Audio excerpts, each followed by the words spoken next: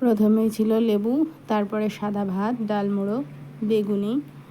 বেগুনিটা দেখতে খুব সুন্দর ছিল, বেগুনির সাথে একটু। এরপরে ছিল পটল চিংড়ি। পটল চিংড়িটা খুব টেস্টি ছিল। পটল চিংড়ির পরে চলে এলো মাছের কালিয়া, দেখতে ঠিক এতটাই সুন্দর ছিল। তো তারপরে ছিল স্যালাড, চিকেন কষা। তারপরে অ্যাজ ইউজুয়াল চাটনির পালা চলে এলো মুখ মিষ্টি করার সময়। এটা ছিল আমের চাটনি। আম আমার পাতে পড়েনি, তাই মায়ের থেকে একটু ক্লিপস নিয়ে নিয়েছি। তো তারপরে পাঁপড়, রসগোল্লা জিজ্ঞাসা করছিল দেবে কিনা, আমি তো বলে দিয়েছি অবভিয়াসলি, কারণ রসগোল্লা ছাড়া কোনো বিয়ে বাড়ি হোক বা জন্মদিন বাড়ি সম্পন্নই হয় না। তারপরে দই আর হজমোলা দিয়ে আমাদের খাওয়া দাওয়া আজকেই শেষ। চলো টাটা, বাড়ি যাই।